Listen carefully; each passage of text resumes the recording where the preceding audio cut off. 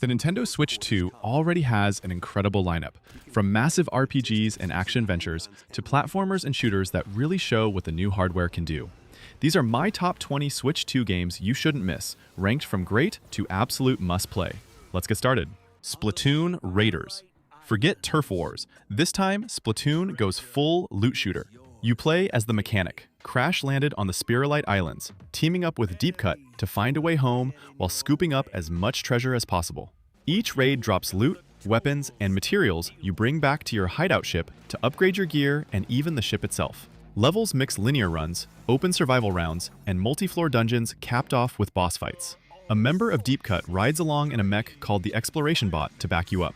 It's less roguelike, more dungeon crawler, with deep weapon and gadget customization that keeps runs feeling fresh. Story's light, but the moment-to-moment loop is addictive. Runs smooth on Switch 2 in both docked and handheld.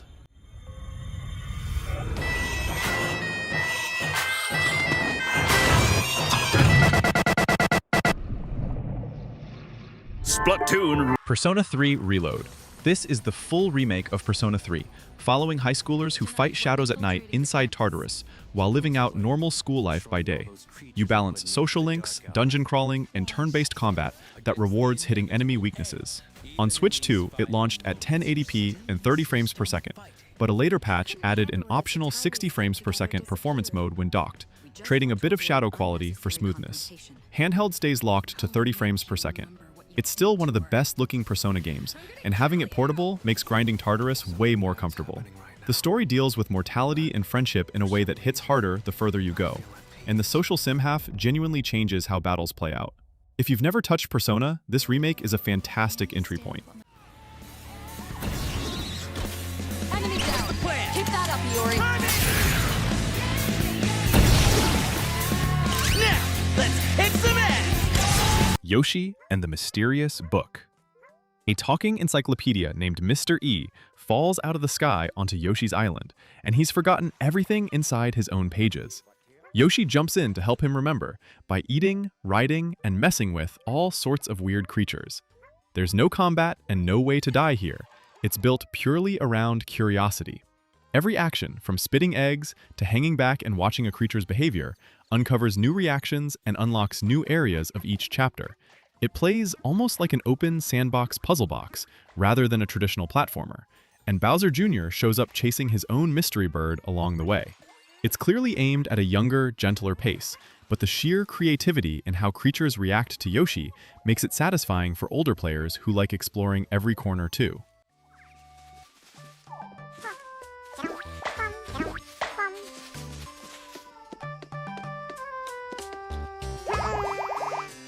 Dragon Quest 1 and 2 HD 2D Remake. Square Enix wraps up the Erdrick Trilogy remakes with the original 2 Dragon Quest games rebuilt in that gorgeous HD 2D diorama style. You get classic turn-based battles, world maps to explore, and streamlined mechanics that make the old-school grind feel modern without losing its charm. The Switch 2 version gives you a choice: a 4K-leaning graphics mode at 30 frames per second, or a performance mode targeting a smooth 60 frames per second with a softer image. Either way, it's a massive jump over the original Switch version, which was locked to 30 frames per second. Load times are quick, torches flicker with real lighting, and water actually reflects now. If you love Dragon Quest III's HD 2D remake, this is the natural next step, closing out the story that built the whole franchise's foundation.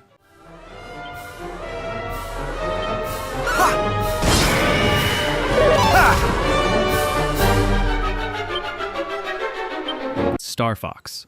Nintendo brought back the Lilat system with a full remake of Star Fox 64, complete with new voice acting, an orchestral score, and a visual overhaul. You fly the R-Wing, drive the Landmaster, and dive underwater in the Blue Marine, across branching rail shooter missions to take down the evil scientist Andross. The mission structure and alternate routes from the original are recreated faithfully, but new prologue scenes and expanded character writing give Fox and his team more depth than before, especially the rivalry with Falco. It also adds online multiplayer for the first time in series history, letting up to 8 players battle it out. It runs great on Switch 2, and honestly, flying through Sector X in the barrel roll again just hits different in this new coat of paint.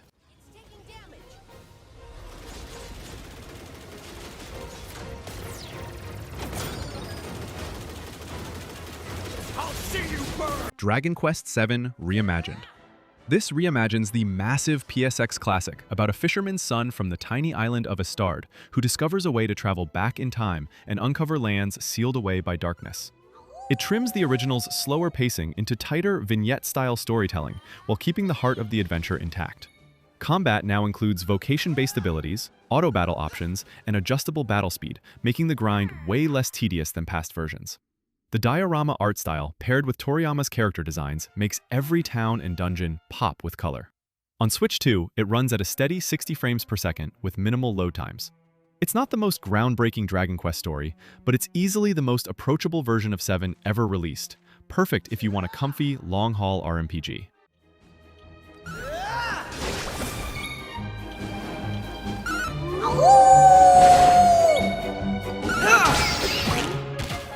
Octopath Traveler 0. A prequel set years before the first Octopath, this one swaps solo travelers for a full customizable protagonist, and adds a town-building mechanic on top of the classic, turn-based, path actions and break boost combat system. You recruit companions, explore the HD 2D world, and slowly rebuild a hometown that grows based on how you invest in it, whether that's commerce, education, or defense. On Switch 2, it runs at a clean 1080p and 60 frames per second, a big step up from the original Switch's 720p and 30 frames per second cap. And the town builder allows up to 400 placed objects here too. It's a genuinely well-optimized HD 2D game after a rough stretch of ports on the platform.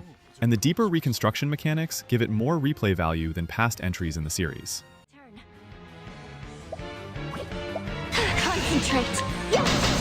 I'll show you what I can do. Blueprints.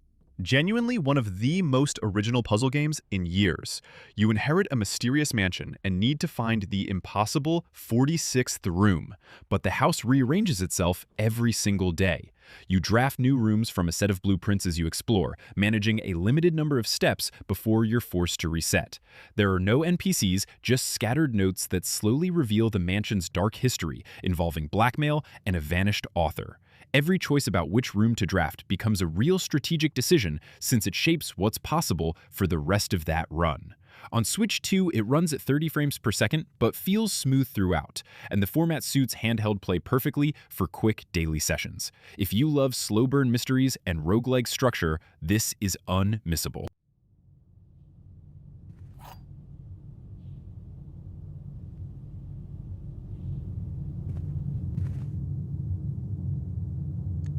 Supergiant's first ever sequel puts you in control of Millennium, Princess of the Underworld, fighting through a bigger, more varied mythic world to take down Kronos, the Titan of Time.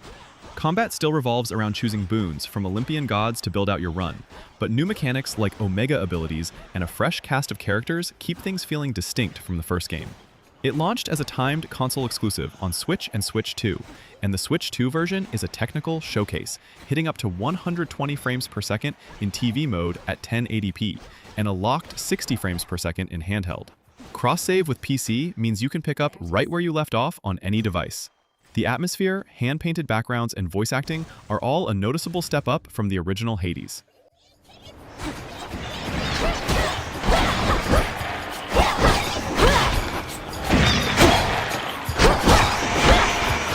Pragmata. Capcom's newest original IP is a sci-fi buddy story wrapped around a strange hack-and-shoot combat system. You control Hugh, a stranded engineer, and Diana, a childlike android, as they try to escape a hostile lunar station together. In combat, Diana hacks enemies to expose a targeting grid while Hugh shoots, meaning you're managing two systems at once in real time, which feels frantic in the best way once it clicks. Hugh can also boost and hover using his suit's thrusters to dodge and reposition mid-fight.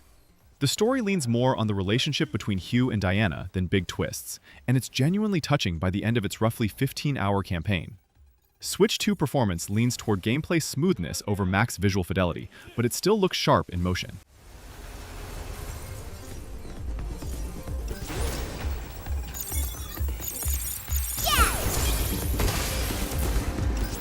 The Adventures of Elliot, the Millennium Tales.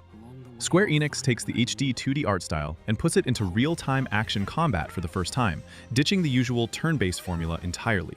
You play Elliot, an orphan exploring ruins outside the last human kingdom of Huther, guided by a fairy companion named Faye, who can be controlled by a second player in co-op.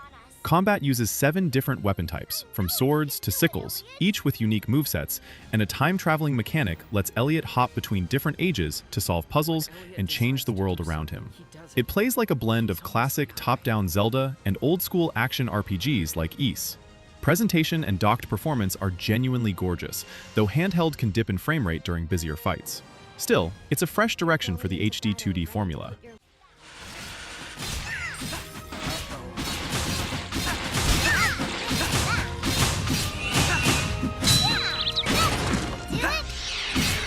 Final Fantasy VII Remake Intergrade. The reimagining of the original PS1 Classics Midgar section finally lands on Switch 2, and it includes the extra Yuffie episode from the Intergrade expansion. You control Cloud and the gang through real-time action combat with a tactical pause menu for abilities and magic, all wrapped in a story that expands massively on the original's opening hours. Square Enix confirmed it runs at a stable 30 frames per second, and Digital Foundry called it one of the best-looking things on Switch 2 so far, with docked resolution landing around 1080p using a light DLSS implementation and handheld closer to 720p upscaled. Load times are noticeably better than even the PS4 version. If you want to relive Midgar with modern combat and voice acting, this port genuinely holds up next to the big consoles.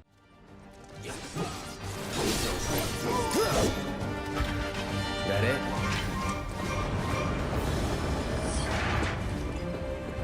Final Fantasy VII Rebirth. The middle chapter of the Remake trilogy takes Cloud's party out of Midgar and into a massive open world full of side content, minigames, and emotional character moments as they chase Sephiroth across the planet. It's a huge step up in scale from Remake, and getting it running on Switch 2 was no small feat. The team targets 30 frames per second throughout, with an internal resolution that dynamically scales between 1080p and 540p when docked, and 756p down to 380p in handheld, both boosted using DLSS to look sharper than the numbers suggest. There's no 60 frames per second option like on PS5, but the trade-off is having this entire sprawling adventure fully portable. Combat, side quests, and every character beat from the original release are intact, making this a genuinely impressive technical port.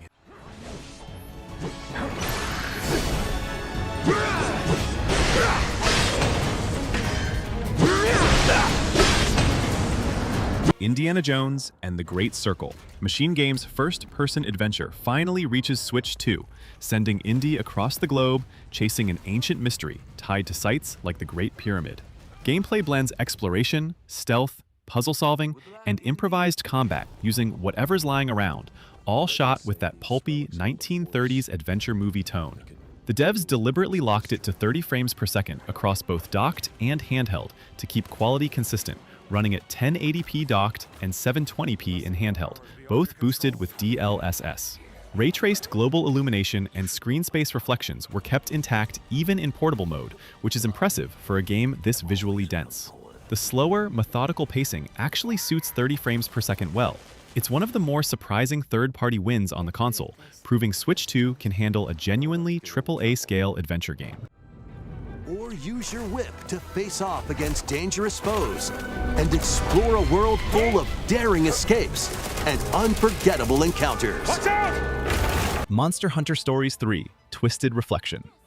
This spin-off flips Monster Hunter's usual formula, letting you befriend and ride monsters called Monsties instead of just hunting them down. You play the heir to the Kingdom of Azuria, caught in a growing conflict with the rival kingdom of Vermeil after a rare pair of twin Rathalos are born under a bad omen. Battles use a rock-paper-scissors system between power, speed, and technical attacks, and traversal opens up massively once you're flying around on your own Monstie. The story goes surprisingly heavy for the series, dealing with grief, betrayal, and the cost of war between nations. Performance on Switch 2 isn't perfectly smooth, with some noticeable dips in bigger open areas, but the sheer amount of systems layered together, exploration, bonding, and turn-based combat make it worth pushing through.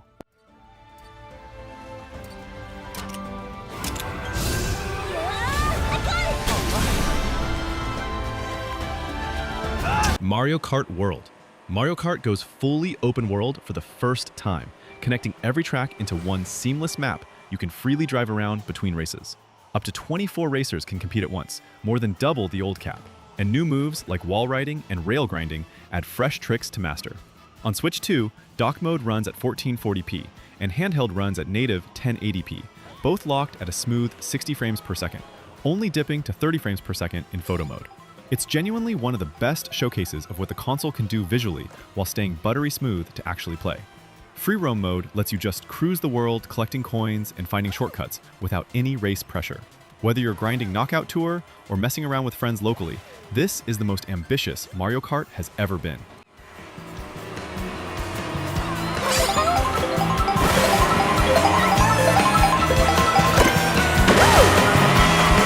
Resident Evil Requiem. Capcom's newest mainline Resident Evil introduces Grace Ashcroft, an FBI analyst dealing with genuine fear rather than a hardened action hero, alongside a returning Leon Kennedy handling more combat-heavy sections. Grace's parts lean survival horror with careful resource management, while Leon's sections play more like Resident Evil 4's action gunplay.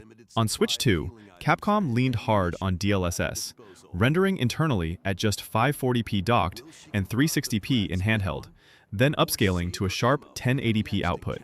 It targets 60 frames per second, but can dip into the 40s and even lower during Leon's busier combat sections, something a day one patch aimed to smooth out. Visually, it holds up remarkably well against the far more powerful consoles it launched alongside, and the horror atmosphere lands hard in handheld especially. With his physical prowess, Leon can parry an opponent's attack, then strike to break the stunned opponent's stance. Mina the Hollower. From the team behind Shovel Knight, this top-down action-adventure channels classic Game Boy Zelda with a heavy dose of Castlevania and even a bit of Souls-like bite. You play Mina, a Hollower, called to investigate trouble on Tenebrous Isle, using her ability to burrow underground to dodge hazards, sneak past enemies, and solve puzzles. Combat centers on her whip, Nightstar, alongside a huge arsenal of secondary weapons and trinkets you unlock as you explore. The retro 8-bit visuals borrow from the Game Boy Color palette, backed by a soundtrack from Jake Kaufman and Yuzo Koshiro. The world is dense with secrets that connect between regions, rewarding players who experiment with different tools. It's a massive, confident follow-up that stands right alongside the best 2D Zelda-likes out there.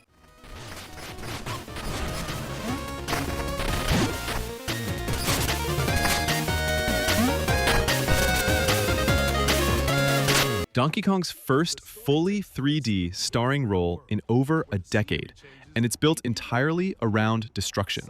Nearly every surface can be punched, smashed, or dug through as DK tunnels toward the planet's core, searching for Banandium gems, all while Void Company causes chaos along the way, and Pauline joins in with her musical powers. The physics-driven demolition genuinely changes how you approach each area, since you can dig your own paths instead of following a set route.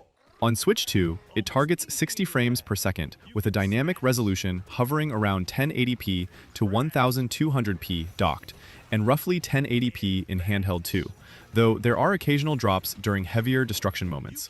It's easily one of the best pure showcases of what this hardware can pull off, and just smashing through terrain never gets old. Enemies, walls, the ground, and most things you can get your hands on with incredible force. Pokémon Pokopia, cozy life sim spin-off. You play as a Ditto who transforms into a human-like form after waking up in a withered world where Pokémon and people used to live together. Using leafage to grow plants, rock smash to break walls, or transforming to surf and glide, you slowly rebuild the land, craft furniture, grow crops, and construct homes to attract Pokémon back to your paradise. It clearly borrows structure from Dragon Quest Builders and Animal Crossing, but the Pokémon integration, learning moves to reshape the world, makes it feel like its own thing entirely. Multiplayer supports up to 4 players locally or online, and even lets friends without the game drop in through GameShare. It runs smooth at 60 frames per second in handheld, and it's easily the most charming, addictive game on Switch 2 right now. Squirtle's water gun will keep it all healthy. As nature flourishes, so do the Pokémon. And that wraps up our top 20 Switch 2 games. Let me know in the comments which one you're playing right now, or if I missed your favorite. Drop a like if this helped you find your next game. Subscribe for more Switch 2 content, and I'll see you in the next video.